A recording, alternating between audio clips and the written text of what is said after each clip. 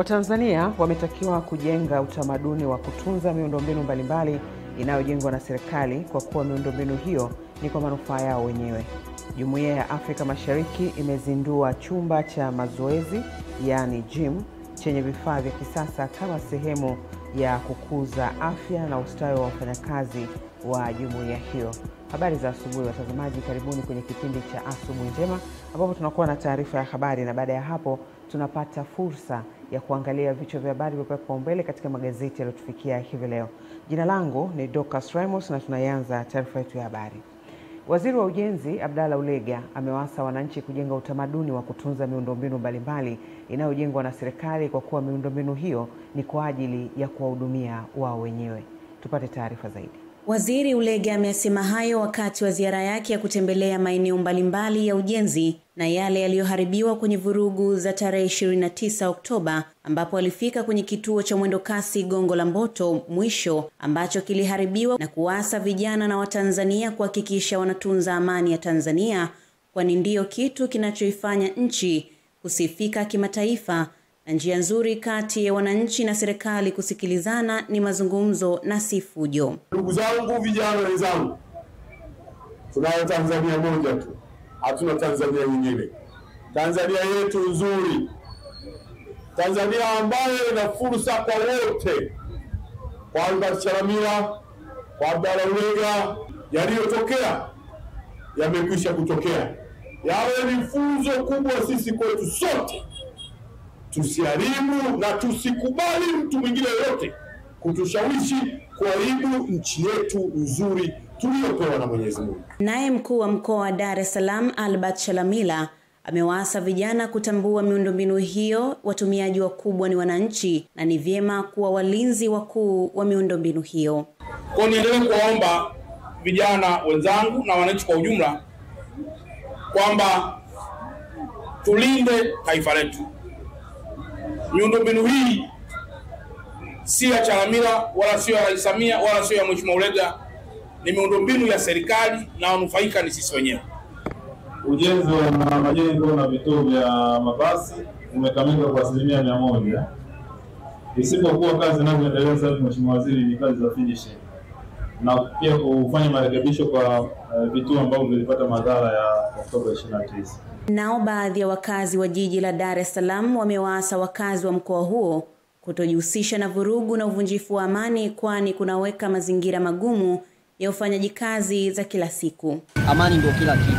Na mpaka dakika hii tunakosa amani kwa sababu Gongo la Mboto yenyewe hata kituo cha polisi hatuna, afu kizingatia sisi ni wafanyabiashara na mali za watu ndio kama hivi. Miundombinu ya kusaidia wenyewe. Kwa mfano kama sasa kituo cha polisi Gongo la Mboto hatuna, ofisi ya serikali ya mtaa hatuna, ofisi ya mtendaji hatuna, vitu mbalimbali. Waziri Ulega pia alifanya ziara ya maeneo mbalimbali ya ujenzi ya jiji la Dar es Salaam ikiwemo ujenzi wa daraja la Jangwani ambapo aliridhishwa na maendeleo ya ujenzi wa mradi huo. Witness Matiku, Channel 10. Serikali kupitia Wizara ya Madini imeanza utafiti wa madini ya dhahabu katika eneo la kijiji cha Basutu, wilaya ya Hanang, mkoani Manyara, ikiwa ni utekelezaji wa agizo na mpango wa Mheshimiwa Rais Dr. Samia Suluhu Hassan la kuitaka wizara hiyo kufanya tafiti na kuibua migodi kwa lengo la kuongeza fursa za ajira. Waziri wa Madini Anton Mavunde wakati akiongea kwenye eneo hili linalofanyia utafiti ameiambia kampuni ya Cobra yenye leseni katika moja ya kitalu vinavyofanyia utafiti huo kuzingatia utoaji wa fursa za ajira na za kimaendeleo kwa wananchi wa eneo hili na maeneo jirani. Kiu yetu kubwa sisi kama wizara ni kuona jambo hili linafanikiwa na mwisho wa siku unaanzishwa mgodi mkubwa hapa katika wilaya ya Hanang ambao utasaidia katika mambo yafuatayo. Kwanza, itasaidia katika ukuaji wa wilaya ya Hanang. La pili, halmashauri ya wilaya itaongeza mapato. Cha tatu, wananchi wetu watapata ajira. Na hii ndio hasa kiu kubwa ya rais wetu Daktari Samia Suluhu Hassan, kuona sekta hii inatoa mchango kwenye zile ajira milioni 8 alizoziahidi. Sekta ya madini inategemewa kuwa na mchango mkubwa kwenye ajira hizi. Na tunaamini ukiacha hayo, mradi huu ukikamilika, wananchi wa maeneo ya karibu na mradi huu watanufaika na kitu kinaitwa wajibu wa mmiliki wa leseni kwa jamii, CSR, ambapo hivi sasa tumefanya marekebisho ya sheria. Wananchi wataibua miradi wenyewe na yule mmiliki wa leseni atapaswa kuitekeleza. Kwa kifupi, katika eneo hili ambao umekuja kutembelea ni kuna leseni 5 za Cobra Resources Limited ambazo zina cover ukubwa kilomita za mraba kama 228. Katika hatua nyingine, Waziri Mavunde pia ameitahadharisha kampuni ya Cobra kutoanza shughuli zozote kabla ya wananchi kupata haki zao wanazostahili katika eneo hili. Hata kama wakikamilisha utaratibu wa utafiti leo, hawataanza moja kwa moja tukiingia kwenye shamba la mtu na kuchimba pasipo kufuata taratibu za sheria. Kwa hiyo waondoe hofu wananchi wote wenye maeneo katika eneo hili. Taratibu za kisheria zitafuatwa na haki ya kila mmoja italindwa. Na Mheshimiwa Waziri, naomba niahidi kwako kwamba taarifa zote zinazopatikana hapa tutazitoa zote kwa Wizara ya Madini ili ziweze kusaidia pia hata wachimbaji wadogo. Lakini yapi mapokeo wananchi wa hapa? Ombi letu tunazidi kumwomba Mungu ili neema ifunguke, labda kesho na kesho na sisi maisha yetu yatabadilika. Kutoka wilayani Hanang', kata ya Basutu, mkoani Manyara, mimi ni Elia Kimani, Channel 10. Naibu Waziri wa Elimu, Sayansi na Teknolojia Wanu Hafidh Amir ameiagiza Mamlaka ya Elimu ya Ufundi wa Mafunzo ya Ufundi Stadi VETA kurejesha kozi za muda mfupi zinazoendana na mazingira halisi ya maeneo husika ikiwemo kilimo na ufugaji ili kuongeza ujuzi na kukuza uchumi wa wananchi. Naibu waziri huyo ametoa maagizo hayo katika chuo cha VETA kilichopo wilayani Chemba mkoani Dodoma wakati wa ziara yake iliyolenga kuzindua zoezi la ugawaji wa vifaa vya kisasa vya kujifunzia katika VETA za mikoa na wilaya nchini ili kuboresha ubora wa elimu na kuongeza ujuzi kwa wanafunzi. Naomba nitoe maelekezo kwa chuo cha VETA kurejesha zile kozi ambazo zilikuwa zinatolewa, short course, mafunzo ya muda mfupi yanayoendana na mazingira na shughuli za uchumi za eneo hili la Chemba. Na Mheshimiwa Mbunge ameshatuambia kwamba shughuli za hapa ni kilimo na ufugaji. Kwa hiyo twende tukatafute namna ya kutoa hizo kozi ambazo fupi ambazo zitawezesha vijana wetu kuwa na ujuzi kwa muda mfupi. Kwa upande wake, Katibu Mkuu wa Wizara ya Elimu Profesa Caroline Nombo amesema wizara imeweka kipaumbele katika kuimarisha mafunzo ya vitendo ili kuwawezesha vijana kupata ujuzi, huku mbunge wa Chemba Kunti Majala akiiomba serikali kuongeza walimu katika chuo cha VETA Chemba pamoja na kuanzisha kozi zaidi za muda mfupi. Wizara imekuwa inaweka kipaumbele kikubwa sana kusimamia eneo hili la mafunzo ya ufundi stadi ili kama ilivyokuwa matamanio ya Watanzania wengi kuzalisha vijana wenye ujuzi, wenye umahiri wa kuchangia katika maendeleo ya taifa lao. Tunahitaji pia walimu kwa ajili ya ufugaji wa ng'ombe wa kisasa, unenepeshaji kwa maana ya ng'ombe pamoja na mbuzi, lakini ufugaji wa kuku kwa wakina mama ulianza hapa lakini baadaye umepotea, tunaomba uhuishwe. Awali, mkurugenzi mkuu wa VETA CPA Anthony Kasori amesema takriban shilingi bilioni 7 zimetolewa kwa ajili ya ununuzi wa vifaa vya kufundishia katika vyuo vya VETA nchini, huku akiahidi kuwa vifaa hivyo vitatumika kuboresha ubora wa elimu ya ufundi. Serikali imeweza kutoa takriban bilioni 7 kwa ajili ya ununuzi wa vifaa hivi. Tunavyo vifaa ambavyo viligharamiwa bilioni 1.7 na vifaa vya fani ya umeme vilikuwa bilioni 1.4, na tunaamini tunaenda kuvituza na kuhakikisha kwamba tunaenda kutoa mafunzo kwa wananchi yaliyo na ubora na yanayoendana na teknolojia. Kutoka Dodoma, Roda Simba, Channel 10. Timu, vyuo vikuu na taasisi za elimu ya juu nchini wameshauriwa kujenga utamaduni wa kutumia vyema elimu walioipata kwa kuanzisha shughuli mbalimbali za uzalishaji mali badala ya kujiingiza kwenye mkumbo wa kulazimisha mamlaka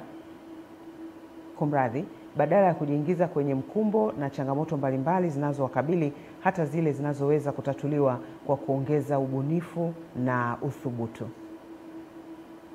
Ushauri huu umetolewa kwa nia ya kuwawezesha vijana kutumia maarifa kama nyenzo ya kutengeneza nafasi za kiuchumi, kukuza ajira na kuchangia maendeleo ya taifa, kwani changamoto nyingi zinazowakabili vijana zinaweza kupatiwa majawabu ya moja kwa moja kupitia ubunifu, kujituma na kuanzisha miradi midogo na ya kati katika maeneo yenye fursa.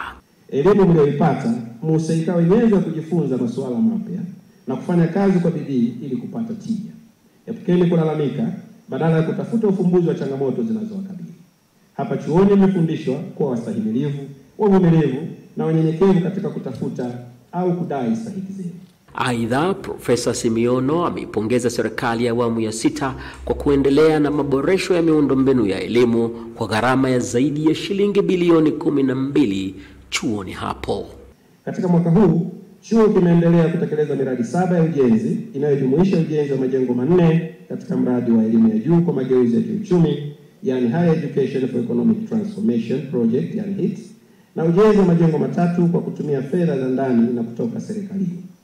Naye mkuu wa chuo kikuu cha Dar es Salaam, chuo kishiriki cha elimu mkoa wa Muse, rais mstaafu wa awamu ya 4, Daktari Jakaya Mrisho Kikwete, ametoa ahadi ya kuendesha harambee kubwa kwa lengo la kukusanya fedha kwa ajili ya kuchangia juhudi za serikali katika kuboresha miundombinu chuoni hapo. Ningependa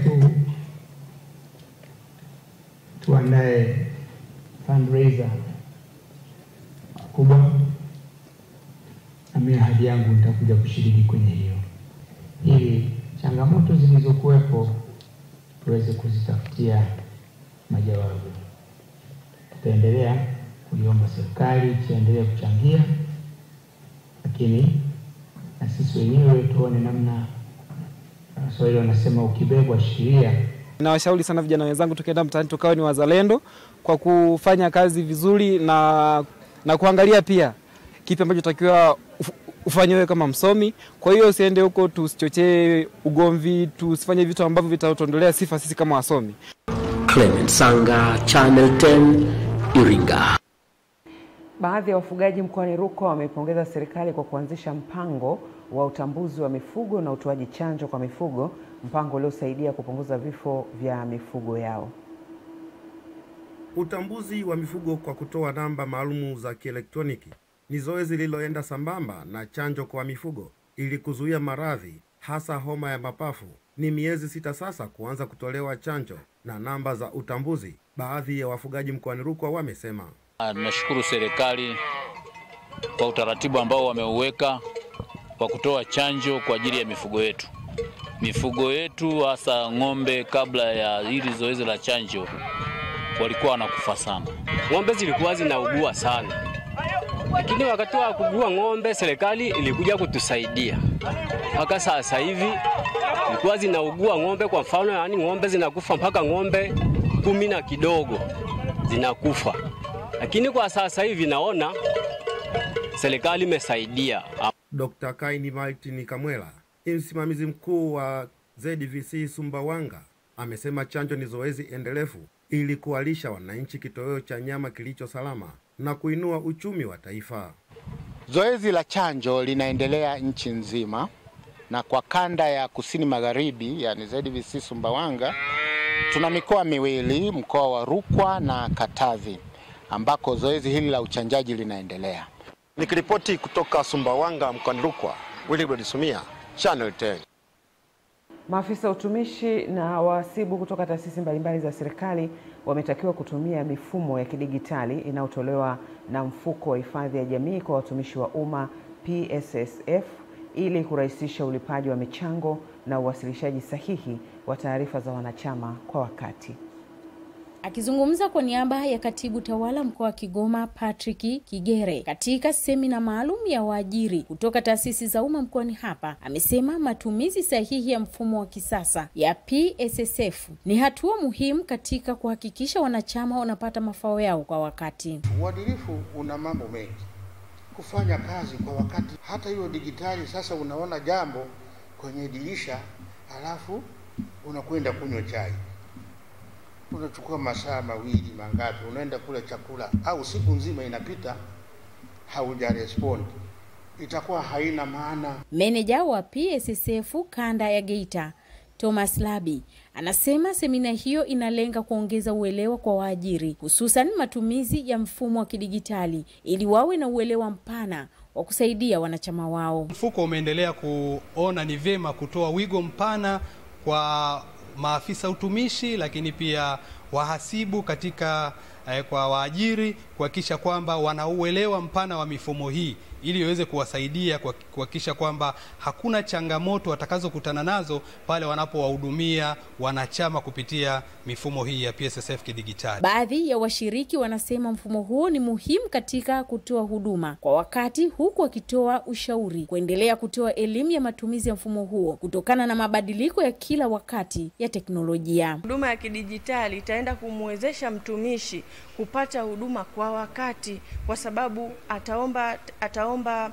mafao kwa njia ya mtandao na bado itafanywa kazi kwa wakati na atapata mafao yake kwa wakati. Swala la mfumo kwa watumishi walio wengi ni kitu ambacho kwao kama ni kigumu, lakini kuendelea mara kwa mara kuwa wanatoa elimu hiyo itaweza kutusaidia, lakini hata sisi nao tutakuwa ni msaada kuwasaidia PSSF ndani ya maeneo yetu ya kazi, kuwapa watu uelewa, lakini hata namna ya kuaccess mfumo huo. Hapa wito unatolewa kwa watumishi wa umma kuendelea kutumia fursa ya mfumo huo wa kidigitali. 95% ya huduma za mfuko kwa sasa zinapatikana katika mtandao. Zimerahisisha upatikanaji wa huduma kwa wanachama ambao ndio walengwa katika kuomba mafao. Hivyo tunawasihi wanachama wetu kuona kuwa hii ni fursa nzuri waweze kutumia. Mwajabu Hoza, Channel 10, Kigoma.